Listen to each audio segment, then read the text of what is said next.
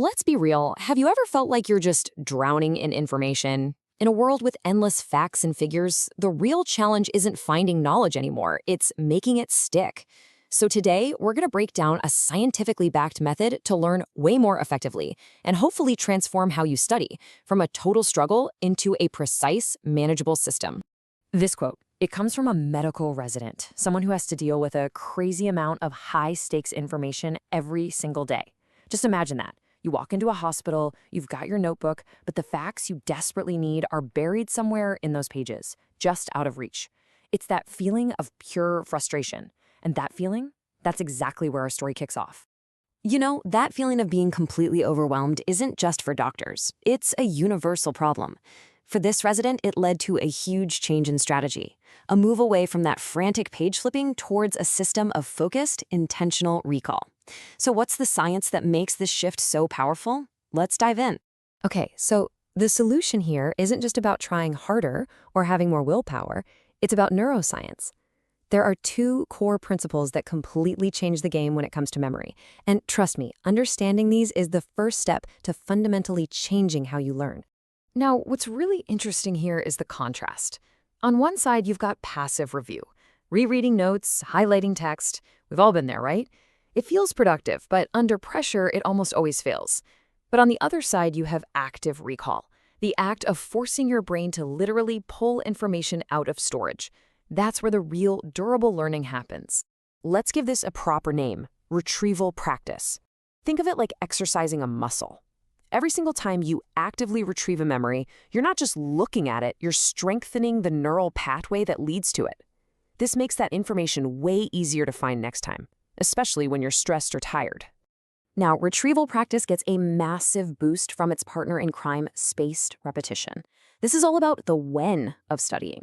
So instead of cramming, you review information at these increasing intervals, right at the moment your brain is about to let it go. This timing sends a powerful signal to your brain that says, hey, this is important. Keep this around.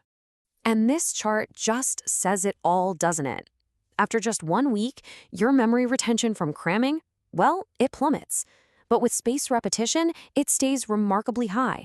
You're building long-term knowledge, not just a temporary familiarity that's going to disappear. Okay, theory is great, but how do we turn all the science into a practical daily habit? That medical resident we talked about? They developed a super simple routine that actually fit into their chaotic schedule. Let's break down exactly how it works. Here it is, and it's incredibly straightforward. First, you just identify a small number of key topics you consistently struggle with. Second, you plan to review them over a few days.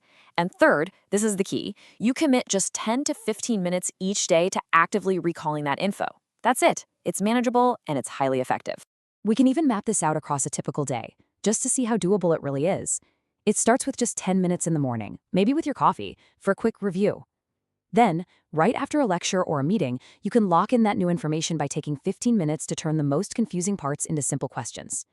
And finally, you can spend 20 minutes in the evening to really tackle that difficult deck, the stuff you know you keep missing. The point here is that this system doesn't need a huge dedicated block of time. It fits perfectly into the little gaps that already exist in your day. So what's the grand total here? We're talking about 45 minutes a day. Not hours of mindless rereading, but less than an hour of targeted, high-impact review that actually gets you results. I mean, that is the definition of studying smarter, not harder. All right, let's bring this whole concept into the 21st century. The biggest game changer recently is how technology, specifically AI, can basically put this entire process on autopilot, acting like your own personal tutor and removing all the guesswork. Think about it. When you do it manually, you're really just guessing what to review next. But an AI-driven system, it knows. It tracks your performance on every single concept and serves you the exact piece of information you're most likely to forget. It's the difference between navigating with an old paper map and using the GPS on your phone. And that's the ultimate benefit, right? You stop wasting all that mental energy on the logistics of studying, like what should I review, for how long, and you get to spend all your time on what actually matters, learning. The system just gives you precision. So, if you decide to try one of these AI tools, here are a few tips to really get the most out of it.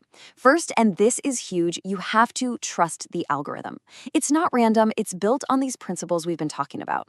Second, use the dashboards to get honest, data driven feedback on your weak spots, the areas you might not even realize you're struggling with.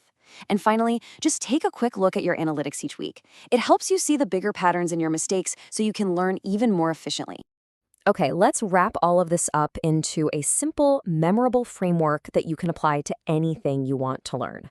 We're going to call it Diagnose, Design, and Dose. So first, you diagnose. You identify the key concepts you really need to master. Second, you design. You turn them into simple questions or flashcards that force you to recall, not just recognize. And finally, you dose. You use short, spaced out review sessions, and you can let an app or even just a simple calendar schedule them for you. So what can you do right now, today? Start simple. Try using digital flashcards to review things in those 5-minute gaps in your day. Experiment with some of the tools out there that automate spaced repetition. And most importantly, just reflect each week on what's working so you can keep making your system better. I'll leave you with this final thought. We often think learning more requires more time and more effort. But what if it just requires more precision?